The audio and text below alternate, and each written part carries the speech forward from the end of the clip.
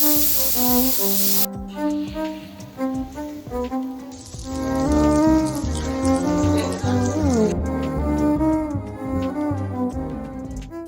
ಇದ್ದೇನೆ ಹುಲಿಗಳ ನಾಡು ಚಾಮರಾಜನಗರದಲ್ಲಿ.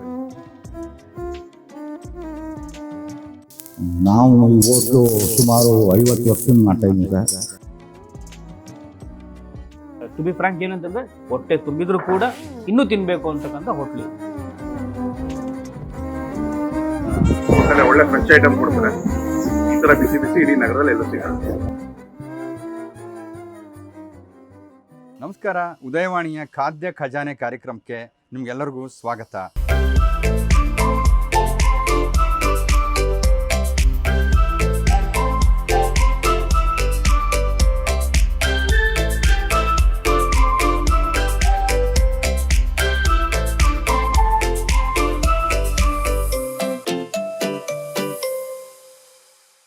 ನಾನೀಗ ಇದ್ದೇನೆ ಹುಲಿಗಳ ನಾಡು ಚಾಮರಾಜನಗರದಲ್ಲಿ. ಚಾಮರಾಜನಗರ ತಮಿಳುನಾಡಿನ ಮತ್ತು ಕೇರಳದ ಗಡಿ ಜಿಲ್ಲೆ ಅಲ್ಲದೇನೆ ಒಂದು ಹುಲಿಗಳು ಅತಿ ಹೆಚ್ಚು ಇರುವಂಥ, ಕರ್ನಾಟಕದಲ್ಲೇ ಏಕೆ ಭಾರತದಲ್ಲೇ ಅತಿ ಹೆಚ್ಚು ಹುಲಿಗಳು ಇರುವಂಥ ಜಿಲ್ಲೆ ಚಾಮರಾಜನಗರ. ಇಲ್ಲಿ ಒಟ್ಟು 2 ಹುಲಿ ಸಂರಕ್ಷಿತ ಅರಣ್ಯ ಪ್ರದೇಶಗಳು ಬರ್ತವೆ. ಒಂದು ಬಂಡೀಪುರ, ಇನ್ನೊಂದು BRT ಬಿಳಿಗಿರಿ ರಂಗನಾಥ ಸ್ವಾಮಿ ವನ್ಯಜೀವಿ ವಲಯ. ಹೀಗೆ 2 ಹುಲಿ ರಕ್ಷಿತ ಅರಣ್ಯ ಇರುವಂಥ ಜಿಲ್ಲೆ ಇಡೀ ಭಾರತದಲ್ಲಿ ಎಲ್ಲೂ ಇಲ್ಲ. ಹಾಗೆ ಚಾಮರಾಜನಗರ ಹುಲಿಗಳ ನಾಡು ಅಂತ ಪ್ರಸಿದ್ಧವಾಗಿದೆ. ಹಾಗೆಯೇ ಚಾಮರಾಜನಗರ ತನ್ನ ವಿಶಿಷ್ಟವಾದ ಆಹಾರ ಶೈಲಿಗೂ ಕೂಡ ಹೆಸರಾಗಿದೆ. ಇಲ್ಲಿ ನಿಮಗೆ ಒಂದು ದೋಸೆ ಸಿಗುತ್ತೆ. ಈ ಥರದ ದೋಸೆ ನಿಮಗೆ ಕರ್ನಾಟಕದ ಈ ನಾಮ ಭಾಗದಲ್ಲೂ ಸಿಗೋದಿಲ್ಲ. ಚಾಮರಾಜನಗರ ಜಿಲ್ಲೆಯ ಕೆಲವು ಭಾಗದಲ್ಲಿ ಹಾಗೂ ಮೈಸೂರು ಜಿಲ್ಲೆಯ ಕೆಲವು ಭಾಗದಲ್ಲಿ ಮಾತ್ರ ಒಂದು ಅಥೆಂಟಿಕ್ ಆದ ಒಂದು ದೋಸೆ ಸಿಗುತ್ತೆ. ಆ ಥರದ ಒಂದು ದೋಸೆ ಹೋಟೆಲ್ಗೆ ನಾನೀಗ ನಿಮ್ಮನ್ನು ಕರ್ಕೊಂಡು ಹೋಗ್ತಾ ಇದ್ದೀನಿ. ಅದು ಚಾಮರಾಜನಗರ ಸಮೀಪದ ಬಿಳಿಗಿರಿ ರಂಗನ ಬೆಟ್ಟಕ್ಕೆ ಹೋಗುವಂಥ ದಾರಿಯಲ್ಲೇ ಇರುವಂತಹ ಪುಟ್ಟಣ್ಣ ಹೋಟೆಲ್ ಅಂತ. ಅವರು ಬೋರ್ಡ್ನಲ್ಲಿ ನಂಜುಂಡೇಶ್ವರ ಹೋಟೆಲ್ ಅಂತ ಬೋರ್ಡ್ ಹಾಕ್ಕೊಂಡಿದ್ದಾರೆ. ಆದರೆ ಸ್ಥಳೀಯವಾಗಿ ಎಲ್ಲರಿಗೂ ಕೂಡ ಇದು ಪುಟ್ಟಣ್ಣ ಹೋಟೆಲ್ ಅಂತಲೇ ತುಂಬ ಫೇಮಸ್ಸು. ಇದು ನೀವು ಚಾಮರಾಜನಗರದಿಂದ ಬಿಳಿಗಿರಿ ರಂಗನ ಬೆಟ್ಟಕ್ಕೆ ಕೇಗುಡಿಗೆ ಹೋಗಬೇಕಾದ್ರೆ ರಾಮಸಮುದ್ರದಲ್ಲಿ ಕುಲುಮೆ ರಸ್ತೆ ಅಂತ ಬರುತ್ತೆ. ಆ ಕುಲುಮೆ ರಸ್ತೆಯ ಮೊದಲಿಗೆ ಸಿಗುತ್ತೆ ನಂಜುಂಡೇಶ್ವರ ಹೋಟೆಲ್. ಈಗ ನಾನು ನಿಮ್ಮನ್ನು ಆ ಹೋಟೆಲ್ಗೆ ಕರ್ಕೊಂಡು ಹೋಗ್ತೀನಿ. ಇಲ್ಲಿ ದೋಸೆಯ ವೈಶಿಷ್ಟ್ಯ ಏನು, ಯಾವ ರೀತಿ ದೋಸೆ ಮಾಡ್ತಾರೆ ಅಂತ ತೋರಿಸ್ತೀನಿ, ಬನ್ನಿ. ಸರ್ ನಮಸ್ಕಾರ, ನನ್ನ ಹೆಸರು ಪುಟ್ಟಣ್ಣ ಅಂತ, ರಾಮಸಮುದ್ರ. ನಾವು ಈ ಹೋಟ್ಲು ಸುಮಾರು 50 ವರ್ಷದಿಂದ ಮಾಡ್ತಾಯಿದ್ದೀನಿ ಸರ್. ಅದು ಮೊದಲು ಟೌನ್ನಲ್ಲಿ ಇಟ್ಟಿದ್ದೆ. ಆವಾಗ ಈ 30 ವರ್ಷ ಆಯಿತು ರಾಮಸಮುದ್ರಕ್ಕೆ ಬಂದು. ಇಲ್ಲಿ ಏನಪ್ಪ ಪ್ರೇಮ ನಮ್ಮ ಅಂಗಡಿಲಿ ಅಂತಂದರೆ ಬೆಣ್ಣೆ ದೋಸೆ, ಬೆಣ್ಣೆ ಸೊಟ್ಟು, ಬೆಣ್ಣೆ ಮಸಾಲ, ಪೂರಿ ಮತ್ತು ಬೆಣ್ಣೆ ಚಪಾತಿ, ಮಾಮೂಲಿ ಚಪಾತಿ ಎಲ್ಲ ಟೌನ್ ಕಡೆಯಿಂದ ಮೈಸೂರು, ಬೆಂಗಳೂರು ಟೂರಿಗೆ ಬಂದವರೆಲ್ಲ ಬರ್ತಾರೆ. ಮತ್ತು ಇಲ್ಲಿ ಅಪ್ಸೆಲ್ಸ್ ಎಲ್ಲ ಬರ್ತಾರೆ. ಏನು ಹೇಳಿ, ನಮ್ಮ ರಾಮಸಮುದ್ರ ಜನ ಎಲ್ಲ ಎಲ್ಲ ಕ್ಲೀನಾಗಿ ಬರ್ತಾರೆ, ಎಲ್ಲ ಜನನೂ.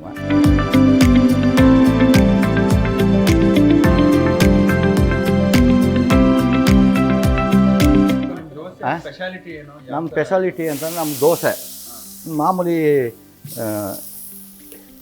ಮಾಮೂಲಿ ದೋಸೆ, ತೆಲುಗು ದೋಸೆ, ತೆಲುವಾಗಿ ಹಾಕ್ತೀನಿ. ಬೆಣ್ಣೆ ದೋಸೆ, ಬೆಣ್ಣೆ ಮಸಾಲೆ. ಹೌದು ಸರ್, ಅದರಿಂದ ಜನ ಬರೋದು. ಚೆನ್ನಾಗಿದೆ, ಬೆಣ್ಣೆ ಜಾಸ್ತಿ ಹಾಕ್ಕೊಡ್ತಾರೆ, ರುಚಿಯಾಗಿ ಟಸ್ಟ್ ರೋಸ್ಟಾಗಿ ಮಾಡಿಕೊಡ್ತಾರೆ ಅಂದ್ಬಿಟ್ಟೆ ಬರೋದು. ನಂದಿನಿ ಬೆಣ್ಣೆ ಸರ್. ದಿನ 7 kg 3 kg ಬೆಣ್ಣೆ ಹೋಯ್ತು. ಶನಿವಾರ ಭಾನುವಾರ 4 kg ಹೋಯ್ತು ಸರ್. ಭಾನುವಾರ ಮತ್ತು ರಜೆ ಇರೋ ದಿನಗಳೆಲ್ಲ ಗೌರ್ಮೆಂಟ್ ರಜೆ ಇರೋದ್ರಿಂದ ಜನ ಜಾಸ್ತಿ ಬರ್ತಾರೆ. ಅಫ್ಸಿಯಲ್ಸ್ ಎಲ್ಲ ಬರ್ತಾರೆ. ನಮ್ಮ ಪೊಲೀಸ್ ಡಿಪಾರ್ಟ್ಮೆಂಟು, ಏನು ಹೇಳಿ, ತಾಲೂಕು ಡಿಶ್ ಆಫೀಸು, ಇವರು ನಮ್ಮ ವರ್ತಕರು, ಸೇಟುಗಳು, ಇವರೆಲ್ಲ ಭಾನುವಾರ ದಿವಸಕ್ಕೆ ರಜೆ ಇರೋದ್ರಿಂದ ಎಲ್ಲ ಪಾರ್ಸಲು ಬಾಕ್ಸ್ ತಗೊಂಡು ಬರ್ತಾರೆ, ಬಾಕ್ಸ್ ತಗೊಂಡು ಹೋಗ್ತಾರೆ.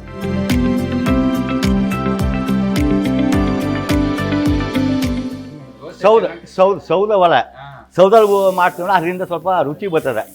ಬೇರೆ ನಗರದ ಟೌನ್ಲೆಲ್ಲ ಏನು ಮಾಡ್ತೀವಿ, ದೊಡ್ಡ ಹೋಟೆಲೆಲ್ಲ ಗ್ಯಾಸು.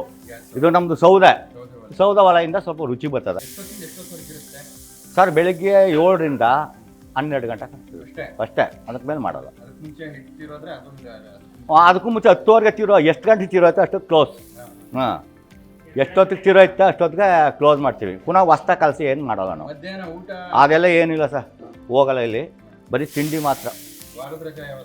ವಾರ ರಜೆನೇ ಇಲ್ಲ. ನಾವು ನಾವು ಎಲ್ಲರೂ ಹೊರಗಡೆ ಹೋಗ್ಬೇಕಾದ್ರೆ ರಜೆ ಹಾಕ್ತೀವಿ ಅಷ್ಟೇ. ಯಾಕಂದರೆ ಶನಿವಾರ ಭಾನುವಾರ ರಜೆ, ಅದೇ ವ್ಯಾಪಾರ ಆಗೋದು ನಮ್ಗೆ. ಶನಿವಾರ ಭಾನುವಾರ ಮುಖ್ಯವಾಗಿ ವ್ಯಾಪಾರ ಆಗೋದು. ಜನ ವಿಪರೀತ ಜನ ಬರೋರು.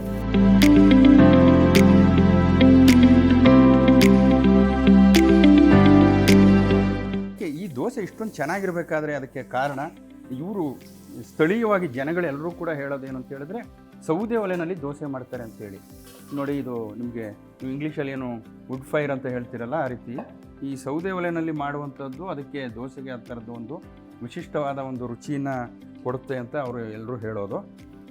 ನಾನು ಹೇಳೋದ್ನಲ್ಲ, ಚಾಮರಾಜನಗರ ಜಿಲ್ಲೆಯ ಅನೇಕ ಹಳ್ಳಿಗಳಲ್ಲಿ ಈ ಥರದ ದೋಸೆನ ಶೆಡ್ ಹೋಟೆಲ್ಗಳಲ್ಲಿ ಮಾಡ್ತಾರೆ. ತುಂಬ ಜನ ಇಷ್ಟಪಟ್ಟು, ಜೊತೆಗೆ ಜೇಬಿಗೆ ಹೊರೆ ಇಲ್ಲ.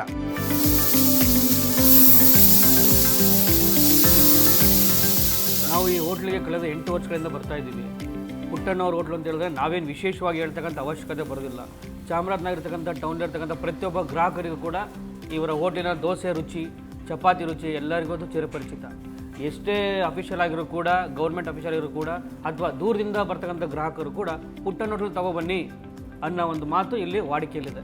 ಇನ್ನೊಂದು ಏನಂತಂದರೆ, ಇಲ್ಲಿ ಬರಲಿಕ್ಕೆ ಸಾಧ್ಯವಾದರೂ ಕೂಡ ಅವರ ಫ್ರೆಂಡ್ಸ್ಗಳಿಗೋ ಯಾರಿಗಾರು ಹೋಗೋರ್ಗಳಿಗೆ ಹೇಳಿ ಪ್ರತಿದಿನ ಅವ್ರು ತಿಂಡಿ ತಿಂದಿದ್ರು ಕೂಡ ಈ ಹೋಟ್ಲದ ಒಂದು 4 ದೋಸೆ ತಿನ್ನಬೇಕಲ್ಲ ಅನ್ನೋಂಥ ರುಚಿಯಂತೂ ಈ ಹೋಟ್ಲಿಂದ ಸಿಗ್ತಾ ಇದೆ. ನಾವಂತೂ 7-8 ವರ್ಷಗಳಿಂದ ರೆಗ್ಯುಲರಾಗಿ ಬರ್ತೀವಿ. ನಾವಿಲ್ಲಿ ಬರೋಕ್ಕಾಗಿದ್ರೆ ಕೂಡ ನಮ್ಮ ಫ್ರೆಂಡ್ಸ್ ಯಾರು ಹೇಳ್ತಾರಲ್ಲ, ತೊಗೊಂಡು ಹೋಗ್ತೀನಿ, ನಂಗೆ 4 ದೋಸೆ ತಗೋಬಪ್ಪ ಅಂತ ಅಂದ್ಕೊಂಡು ತಿನ್ಕೊಂಡು ಹೋಗ್ತೀವಿ. ಏನೇನು ಇಷ್ಟ ನಿಮಗೆ? ಸರಿ, ದೋಸೆ ನನಗೆ ಬಹಳ ದೋಸೆ ಇಷ್ಟ. ಅವ್ರು ಮಾಡ್ತಕ್ಕಂಥ ಪಲ್ಯ, ಸಾಗು, ಅದು ಸರ್ ಇಲ್ಲಿ ಬೆಣ್ಣೆ ದೋಸೆ ಭಾಳ ಫೇಮಸ್. ಇಲ್ಲಿ ಮಸಾಲೆ ಬೆಣ್ಣೆ ಹಾಕ್ಕೊಡ್ತಾರೆ, ತುಂಬ ಚೆನ್ನಾಗಿರುತ್ತೆ. ಆಮೇಲೆ ಸೆಟ್ಗೆ ಮಸಾಲೆ ಹಾಕ್ಕೊಡ್ತಾರೆ, ಬೆಣ್ಣೆ ಹಾಕ್ಕೊಡ್ತಾರೆ, ಅದು ತುಂಬ ಚೆನ್ನಾಗಿರ್ತದೆ.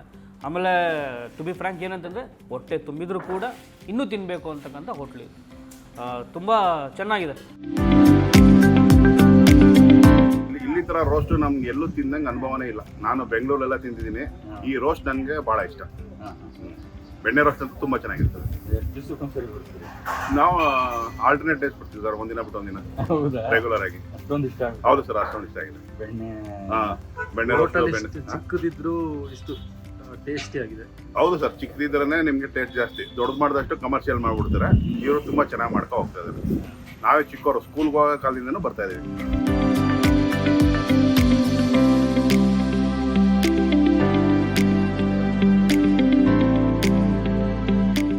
ಆ ಪುಟ್ಟಣ್ಣ ಹೋಟೆಲ್ ದೋಸೆ ಹೇಗಿತ್ತು ಅಂತ ನೋಡಿದ್ರಲ್ಲ ವೀಕ್ಷಕರೇ.